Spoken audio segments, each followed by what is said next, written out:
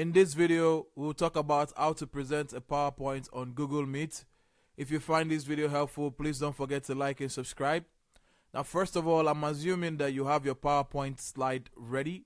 If you don't have a PowerPoint, you can visit slides.google.com to create your PowerPoint. And as you can see here, we have our sample PowerPoint that we're going to be using for our PowerPoint presentation. We go to download and we go to download as .pptx format.